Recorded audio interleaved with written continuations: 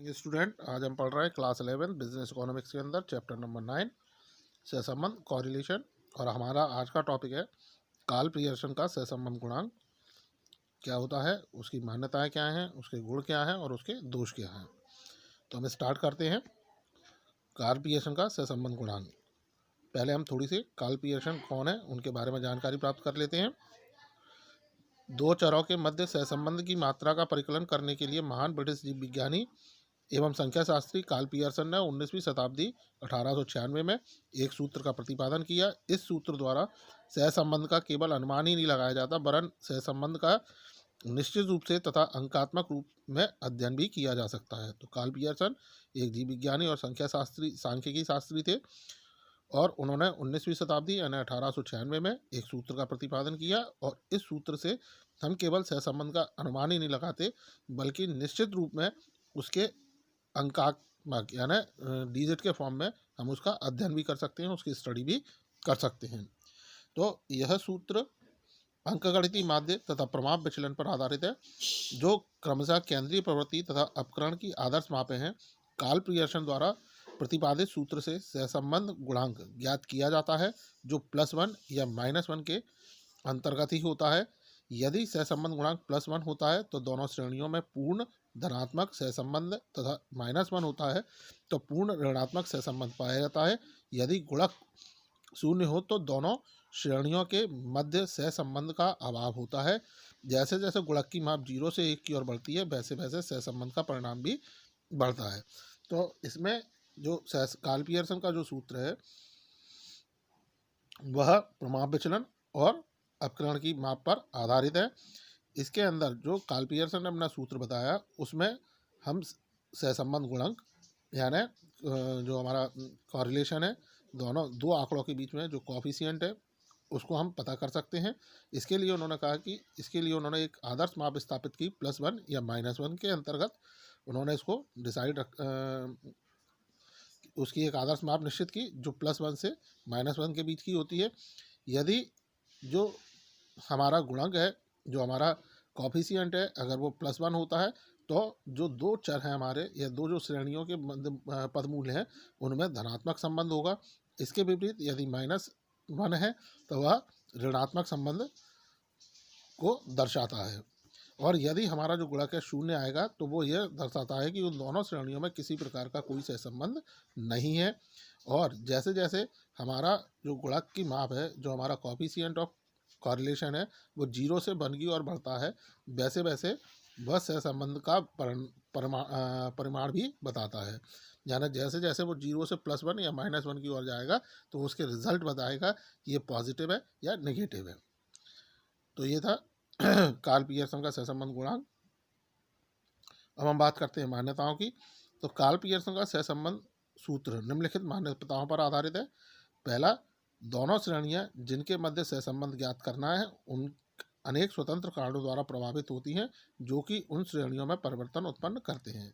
तो उन्होंने जो पहला दूसरी मान्यता है इसकी, दोनों श्रेणियों में पद मूल्यों को प्रभावित करने वाली शक्तियां एक दूसरे के कारण तथा परिणाम के रूप में संबंधित होती हैं। और तीसरी मान्यता है, दोनों श्रेणियों के मध्य रेखीय सहसंबंध होता है। तो इसमें इन्होंने ये माना कि जो कार्ल पियर्सन का जो सूत्र है उसके लिए क्या क्या एजम्पशंस उन्होंने रखी, क्या क्या मान्यताएं रखी कि कब ये लागू होगा। तो उसके लिए उन्होंने पहली मान्यता बताई कि दोनों श्रेणियां जिनके मध्य सहसंबंध ज्ञात करना है अनेक स्वतंत्र कारणों द्वारा प्रभावित होती हैं, जो कि उन श्रेणियों में परिवर्तन उत्पन्न करते हैं। तो उन्होंने ये बताया कि जिन दो श्रेणियों या जिन दो तथ्यों के बीच में हम सहसंबंध ज्ञात करते हैं वह स्वतंत्र हैं और अनेक कारणों से प्रभावित होती हैं। कई कारण हैं जिसके कारण वो प्रभावित होते हैं, और जो कारण है उनके कारण वो दोनों श्रेणियां हमारी परिवर्तित होती रहती हैं या उनमें परिवर्तन होते हैं। दूसरा उन्होंने कहा, दूसरी जो मान्यता बताई थी, वो दोनों श्रेणियों में पद मूल्यों को प्रभावित करने वाली शक्तियां एक दूसरे के कारण तथा परिणाम के रूप में संबंधित होती हैं। तो जो श्रेणियां हैं या जो हमारे पद मूल्य हैं या हमारे जो आंकड़े हैं उनके अंदर या उनको प्रभावित करने वाली जो शक्तियां हैं वो एक दूसरे के कारण और परिणाम से संबंधित होती है, यानी एक दूसरे के लिए उसमें कोई ना कोई रीज़न और रिजल्ट होते ही हैं। फिर दोनों श्रेणियों के मध्य रेखीय सहसंबंध होता है, यानी जो दो श्रेणियां हैं हमारी उनके बीच में रेखीय सहसंबंध होता है। यानी जैसा मैंने पिछली वीडियो में बताया था आपको रेखीय सहसंबंध के बारे में कि रेखीय सहसंबंध क्या होता है। एक बार फिर रिपीट कर देता हूँ कि दो चरों के मध्य सहसंबंध का साधारण यदि दो चरों के मध्य परिवर्तनों का अनुपात सदैव समान रहता है तो उसे हम रेखीय सहसंबंध कहते हैं। यानी जब दोनों चरों में एक ही दिशा में परिवर्तन होता है तो वो रेखीय सहसंबंध। तो इसमें काल पियर्सन गुणांक के लिए दोनों चरों के अंदर रेखीय सहसंबंध होना आवश्यक है। अब हम इसके सहसंबंध काल पियर्सन के सहसंबंध गुणांक का सूत्र भी देख लेते हैं, जिससे हम सहसंबंध गुणांक निकालना हमारे लिए बहुत सरल हो जाएगा। तो इसका सूत्र जैसा आप देख पा रहे हैं, R बराबर sigma D X upon D Y oblique under root sigma D X square into sigma D Y square. इससे रिलेटेड आपके न्यूमेरिकल है, उसकी भी वीडियो बना के मैं आपको डाल दूंगा, जो आप देखकर समझ सकते हैं। अब हम बात करते हैं काल पियर्सन के सहसंबंध गुणांक के गुण। तो पहले हम गुणों के पॉइंटों को पढ़ लेते हैं, फिर उसके दोषों की चर्चा करेंगे।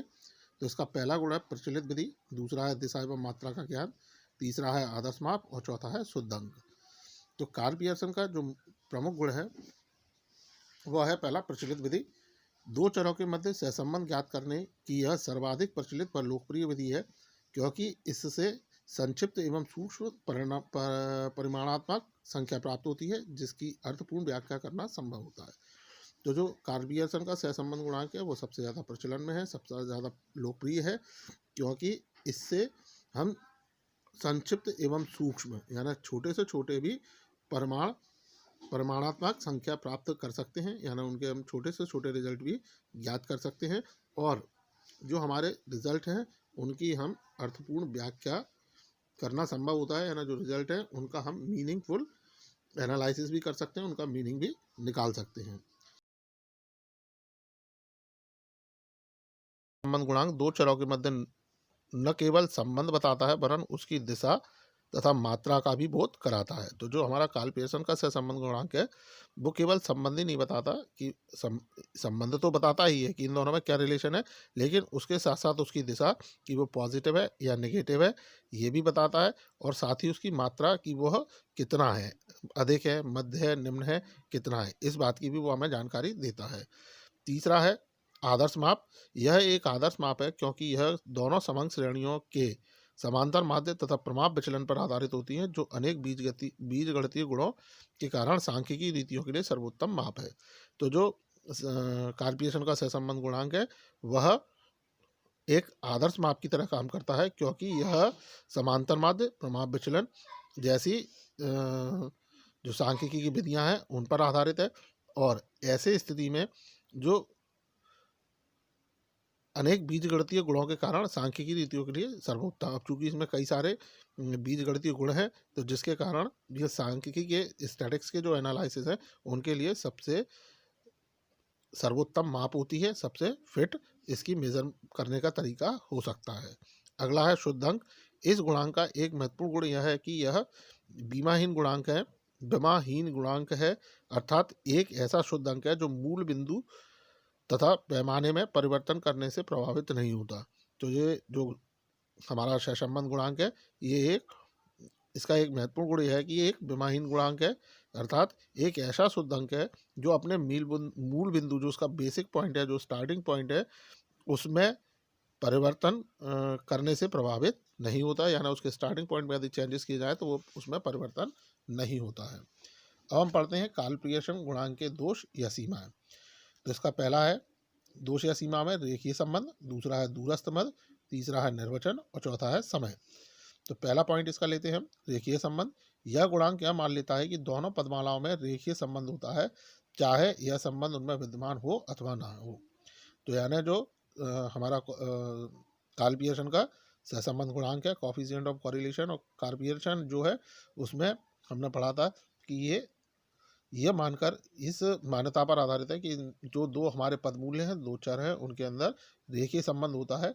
फिर चाहे उसके अंदर रेखीय संबंध हो या नहीं हो, वह केवल यही मान के चलता है कि जो भी हम एनालिसिस कर रहे हैं, जो भी विश्लेषण कर रहे हैं, या हम जो भी सहसंबंध गुणांक निकाल रहे हैं, उसके अंदर रेखीय उन चरों के अंदर रेखीय संबंध होगा, फिर वह उसमें उपस्थित हो या ना हो।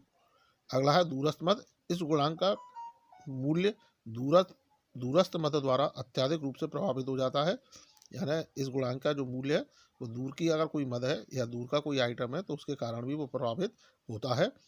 कार्ल पियर्सन गुणांक की प्लस माइनस वन सीमाओं का बहुत सावधानी पूर्वक निर्वचन आवश्यक होता है, अन्यथा इसकी गलत व्याख्या की जा सकती है। तो जो कार्ल पियर्सन का जो गुणांक है उसके अंदर हमने पढ़ा था, इसे हम +1 -1 से शो करते हैं, या +1 या -1 के बीच में ये शो होता है। अब तो ऐसी स्थिति में इन +1 और -1 का हमें बहुत विशेष ध्यान रखना होता है। अगर ऐसी स्थिति में अगर जरा भी हमारा ध्यान हटा या जरा भी हमारा ध्यान चूक गया तो बड़ी गलती होने की यहाँ संभावना हो सकती है। अगला है समय। इसकी गणन प्रक्रिया में बहुत समय लगता है, यानी इसका जो कैलकुलेशन करने का जो टाइमिंग है वो बहुत ज़्यादा है। सो स्टूडेंट, ये थे कार्ल पियर्सन के सहसंबंध गुणांक का अर्थ, उसकी मान्यताएं, उसके गुण, उसके दोष, उसके सूत्र जो आपको समझ में आए होंगे।